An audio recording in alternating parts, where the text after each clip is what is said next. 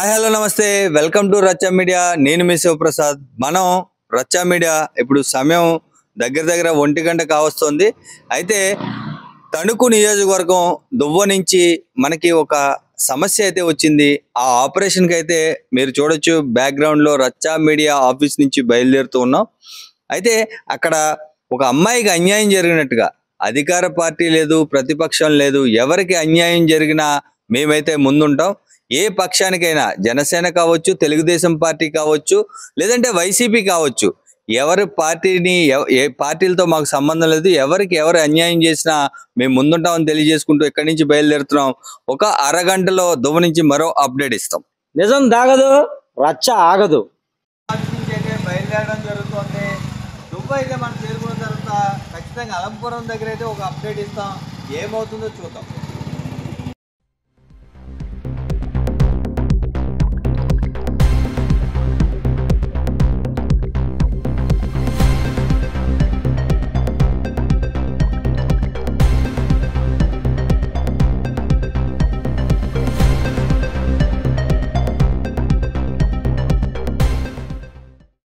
దువ్వ వెళ్ళే క్రమంలో మనం ప్రస్తుతం అలంపురం ఆంజనేయ స్వామి విగ్రహం దగ్గర ఉన్నాం. అయితే ఇప్పుడు సమయం దగ్గర 2:15 టైం అవుతుంది. అంటే ఇంచుమించుగా 2 అయ్యేటప్పటికి దువ్వలోంచి మంచి ఇంట్రెస్టింగ్ న్యూస్ ఇస్తాం, చూస్తూనే ఉండండి.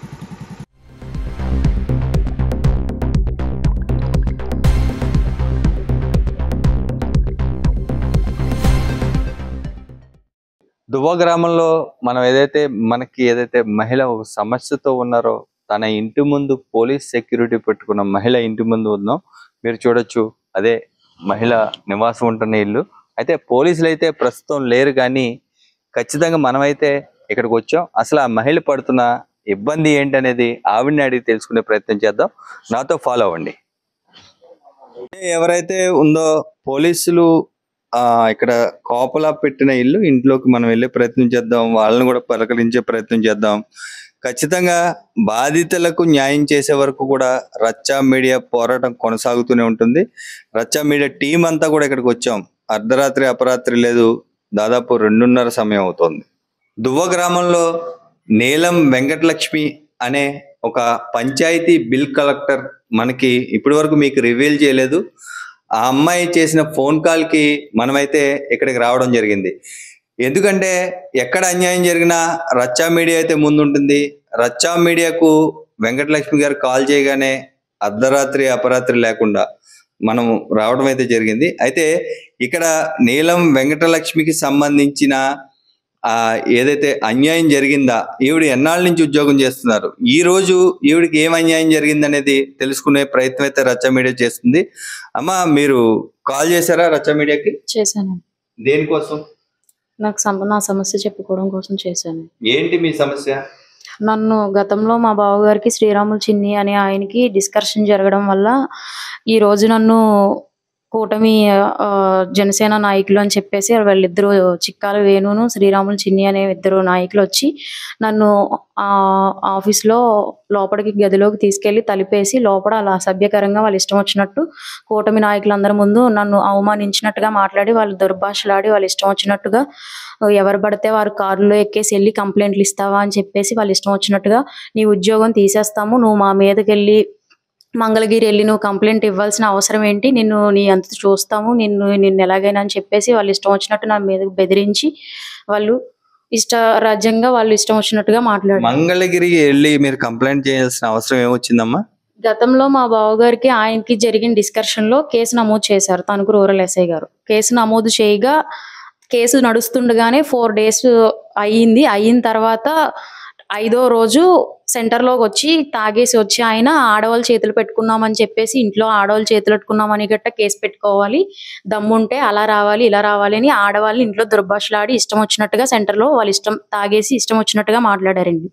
మాట్లాడడంతో నేను ఆ పాయింట్స్ అన్ని తీసుకుని నేను అజయ్ గారు మంగళగిరి మా పవన్ కళ్యాణ్ గారి ఆఫీస్కి నాకు న్యాయం జరగాలి, నేను ఇలాగా శ్రీరాములు చిన్ని అనే వ్యక్తి గ్రామాధ్యక్షుడు అనే పదవి లేకపోయినా చెప్పుకుని తిరుగుతూ అతను ఇలాగా తన ఇష్టారాజ్యంగా చేస్తున్నాడు. ఊళ్ళో అందరినీ కొట్టడం, అప్పటికే గతంలో 4-5 కొట్టాడు. మళ్ళీ మా బావగారిని కూడా కొట్టాడు. కేసులు నమోదైంది. మన తణుకు రూరల్ స్టేషన్ లో కేసు నమోదైంది. కేసు నమోదు అవుతుండగానే, కేసు నడుస్తుండగానే ఇంట్లో సెంటర్ లో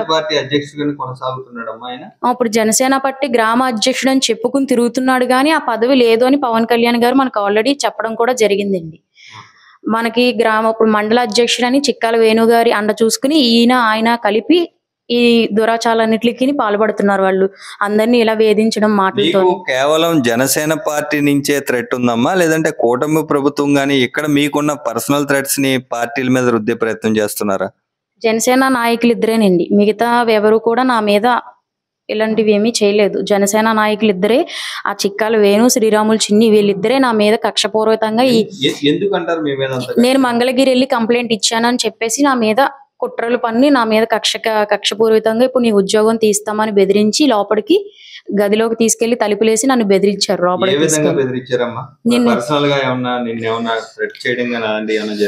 నేను ఇంకా చెప్పలేనండి అలాంటివి. నన్ను లోపలికి తీసుకెళ్లి తలుపులేసి వాళ్ళు ఇష్టారాజ్యంగా మాట్లాడారు. నాకు పెళ్లి కాలేదండి ఇంకా. నన్ను ఇంటికి వచ్చి నేను ఆ మాటలన్నీ విన్న తర్వాత నేను చనిపోతానని చెప్పేసి నేను ఇంటికి వచ్చి ఏడుస్తుంటే మా అమ్మ అక్క వాళ్ళు వాళ్ళ ధైర్యం చెప్పి వాళ్ళు ఆపారు. తణుకు స్టేషన్కి వెళ్దాం పదా అని చెప్పేసి తీసుకెళ్లారు. నేను గత 10 ఏళ్లుగా చేస్తున్నానండి. ఇప్పుడు 11వ ఏడాది నడుస్తుంది. గత 10 ఏళ్లుగా నేను చంద్రబాబు గారి హయాంలోనే వచ్చానండి. మళ్ళీ ఇప్పుడు ఆయన హయామని వచ్చింది, మాకేదో న్యాయం జరుగుద్ది అని చెప్పేసి నేను వాళ్ళనే నమ్ముకుని నాకు వెనకాల ఫాదర్ కూడా లేడండి. నేను 10 ఏళ్ల నుంచి కూడా నా భుజం మీద నా కుటుంబాన్ని వేసుకుని నేను మోసుకుంటున్నాను. ఇప్పటి వరకు నేను ఎవరితో వేలెత్తి చూపించుకున్నది లేదు. నేను ఎక్కడ ఉన్నానో ఎక్కడ లేదో ఎవరికి తెలియదు. ఈ రోజు నన్ను నలుగురిలో అందరిలో నవ్వుల పాలు చేసి నలుగురు పెద్దల్లోనూ మాట్లాడి వాళ్ళు ఇష్టారాజ్యంగా మాట్లాడి నా తల తీసేసినట్టు చేశారండి అందరిలోని. రోజు ఎంతమంది ఉన్నారమ్మా నన్ను చంపేస్తాను ఇలా మాట్లాడే సమయానికి అక్కడ 4-5 పెద్ద మనుషులు ఉన్నారండి, కూటమి నాయకులు. వాళ్ళు కూడా ఆపడానికి ప్రయత్నించారు. అది తప్పు వద్దులేండి, వాళ్ళు ఆపడానికి ప్రయత్నించారండి. తప్పు అది ఏమైనా ఉంటే వాళ్ళ బావా మీరు చూసుకోవాలి. అది మగాళ్ళు మీరు పడినప్పుడు మీరు చూసుకోవాలి. ఆడపిల్ల మీద ఇదేంటి అని చెప్పేసి అంటే ఈ అమ్మాయి వెళ్ళింది మంగళగిరి ఆఫీస్కి, ఎందుకు వెళ్ళాలి, పవన్ కళ్యాణ్ గారి ఆఫీస్ లో మా మీద కంప్లైంట్ ఎందుకు ఇవ్వాలి అని చెప్పేసి ఈ అమ్మాయి ఉద్యోగం తీరా ఈ అమ్మాయి అంత చూస్తాం మేము, లేదా స్పందనకి వెళ్తాము, ఈ అమ్మాయి మీద కలెక్టరేట్ కంప్లైంట్ పెడతాము, ఉద్యోగం తీయకపోతే మేము ఊరుకోము అని చెప్పేసి ఈ అమ్మాయి అంత చూడాలని చెప్పేసి నా ఉద్యోగం తీసేస్తాను అంటున్నారండి. నాకు అసలు సంబంధం లేని విషయంలో మా బావగారికి ఆయనకి డిస్కషన్ జరిగింది. కేసులు నడుస్తున్న సమయంలో నేను అసలు నా పర్సనల్ ఇష్యూని తీసుకొచ్చి మా అక్క హస్బెండ్ దెబ్బలు తగిలి అంటే నేను వెళ్ళడం అదంతా రావడం అంతా సహజమండి. అది మంగళగిరి ఆఫీస్ లో ఇలాగే లేడీస్ ని దుర్భాషలాడుతున్నారని చెప్పేసి నేను శ్రీరాములు చిన్ని అనే వ్యక్తి మీద కంప్లైంట్ ఇచ్చాను. మా బావగారు ఇష్యూని ఇలా కొట్టారు అని చెప్పేసి ఇలాగా లేడీస్ ని బూతులు తిడుతున్నారు, దుర్భాషలు ఆడుతున్నారు అని చెప్పేసి నేను అందులో మ్యాటర్ రాసిచ్చానండి. నేను అదే రాసిచ్చాను, శ్రీరాములు చిన్ని గారి మీద రాసిచ్చాను. చిక్కాల వేణు గారి గురించి నేను రాయలేదు. వాళ్ళకి కాల్స్ చేశారంటండి, నెంబర్స్ తో సహా ఇచ్చానండి. ఇద్దరు నెంబర్స్ తో సహా ఇచ్చాను. న్యాయం చేయమని నేను ఇద్దరిని కోరానండి. అజయ్ బాబు గారు కూడా నేను చెప్పాను, నేను మాట్లాడతానమ్మా అని చెప్పేసి. అజయ్ బాబు గారు ఉన్నారు. బాధితురాలు తల్లి రామలక్ష్మి అయితే మన వద్ద ఉన్నారు. అయితే తన కూతురు వద్దే ఉంటూ భర్త చనిపోయిన రామలక్ష్మి తన కూతురు ఏదైతే సంపాదనతోనే బతుకుతున్న సందర్భం. అయితే ఆవిడ ఆవేదన ఎలా ఉంది, అసలు జరిగిందంతా నిజమా కాదా అనేది తెలుసుకునే ప్రయత్నం చేద్దాం. చెప్పండి అమ్మా, ఏం జరిగింది అసలు? అది అప్పటి నుంచి పగట్టు కూర్చున్నారండి. మాల్లుడు గారిని కొట్టారండి ముందుగుండా, సీరాల చిన్ని గారండి. అప్పటి నుంచి ఈ పిల్లే చేసిందనండి. ఈ పిల్ల మీద పగ చెప్పని ఈ పిల్లంట పట్టారండి. ఇవాళ 4 గంటలకి రూమ్ లో కేకేసంటండి, వాళ్ళు ఇష్టం వచ్చినట్టు తిట్టారంటండి. ఏడుతో వచ్చేసి నేను చచ్చిపోతాను అంటే అలా కాదమ్మానండి, నేను ఏడుతా స్టేషన్ లో కంప్లైంట్ ఇద్దాం అని తీసుకెళ్ళాను. కంప్లైంట్ ఇచ్చి వచ్చామండి, ఇప్పుడే తీసుకొచ్చానండి. ఆ పార్టీ వాళ్ళ ద్వారా వెళ్ళి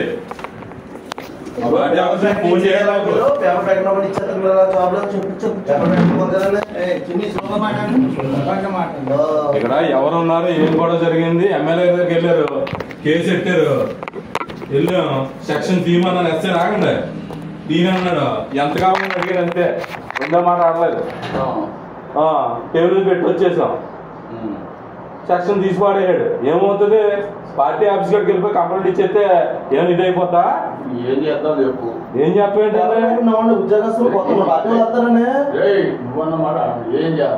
ఏం చెప్పేంటంటే పార్టీ ఆఫీస్కి వెళ్ళి అసలు కంప్లైంట్ ఇక్కడ ఊళ్ళో జరిగింది, అయిపోయింది, ఎమ్మెల్యే దగ్గర పార్టీ ఆఫీస్కి వెళ్ళి కంప్లైంట్ ఇస్తారా, ఏమైనా అయిపోతాయండి. ఫోన్ చేశారు అర్జెంట్ గా మా ఇద్దరు పదవులు పీకే మొత్తం మా రాజీనామా చేస్తాం అన్నాడు. అసలు మాకు ఎవరు కంప్లైంట్ ఇవ్వలేదు, మేము మీతో మాట్లాడి సింపుల్ అవసరం ఇద్దాను అన్నారు అంతే. ఏంటి అలా తెల్లదేంటండి పైన ఏం పైన పర్లేదు అని పార్టీ ఆఫీస్కి ఎవరు కార్యక్రమాలను ఎక్కేసేసి వెళ్ళిపోయి కంప్లైంట్ పెట్టేస్తారా? వీళ్ళిద్దరూ గొడవ పడుతున్నారు కదా, ఎవరిద్దరు? ఈ అమ్మాయి కూడా వెళ్ళింది పార్టీ ఆఫీస్కి, ఇల్లని చెప్పింది ఇప్పుడు అడిగాం, ఇల్లని చెప్పింది, ఇల్లని బయట నుంచున్నాను అసలు ఇల్లాడే చెప్పింది. నెక్స్ట్ మినిట్ నాకు ఫోన్ వచ్చేయండి అక్కడి నుంచి.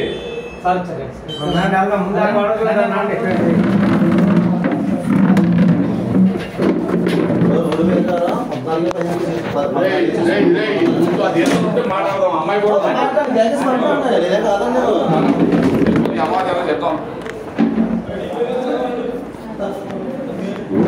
పెడితే నీకు తీసుకోవద్దు, ఆఫీసర్గా చెప్తున్నాడు, వందనాల్లో పెడతాడంట, పేపర్ ప్యాట్ నుంచి వేయాలంటున్నా ఈ ఉద్యోగాలు. ఆ కేసు తీసుకున్నాడు,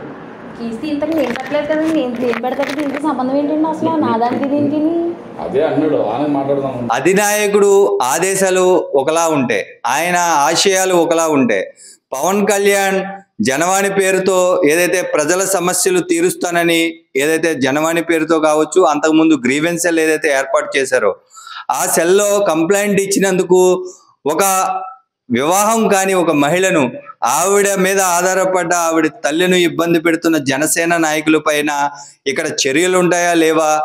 ఇక్కడ ఖచ్చితంగా విచారణ జరగాల్సింది అయితే మాత్రం ఖచ్చితంగా సదరు డిపార్ట్మెంట్లు ఏదైతే రెవెన్యూ పోలీస్ డిపార్ట్మెంట్లు విచారణ చేసి ఇక్కడ సీసీటీవీ ఫుటేజ్ని తీసుకొని ఒక పెళ్లి కాని పిల్లను ఆ రూమ్ లోకి తీసుకెళ్లి ఇద్దరు జనసేన నాయకులు కావచ్చు, ఇతర నాయకులు అధికారులు కావచ్చు, ఎవరైతే ఇబ్బందులు పెట్టారో వారిపై కఠిన చర్యలు తీసుకునేంత వరకు రచ్చా మీడియా పోరాటం కొనసాగుతూనే ఉందని తెలియజేసుకుంటూ, ఖచ్చితంగా ఈ అమ్మాయి 11 సంవత్సరాలుగా ఎటువంటి మచ్చ లేకుండా ఉద్యోగం చేస్తున్న ఈ రోజు కేవలం తన బావగారిపై జరిగిన అన్యాయాన్ని ఏదైతే జనసేన పార్టీ ఆఫీస్లో కంప్లైంట్ ఇచ్చినందుకు ఆ కంప్లైంట్ ని వెనక్కి తీసుకోవాలంటూ ఖచ్చితంగా ఇక్కడ జరుగుతున్న ఏదైతే ఈ విషయంపై జనసేన వీర మహిళలు కూడా దీని మీద ఒకసారి స్పందించాల్సిన అవసరం ఎంతైనా ఉంటుంది.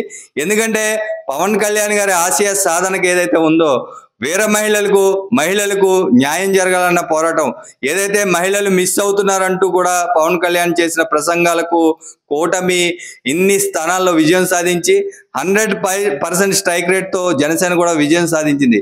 అలాంటి ఒక ఆడపిల్లకు అన్యాయం జరుగుతున్న వేళ ఖచ్చితంగా జనసేన పార్టీ అధినాయకుడు స్పందించాల్సిన అవసరం ఎంతైనా ఉందని తెలియజేసుకుంటూ చూస్తూనే ఉండండి రచ్చా మీడియా.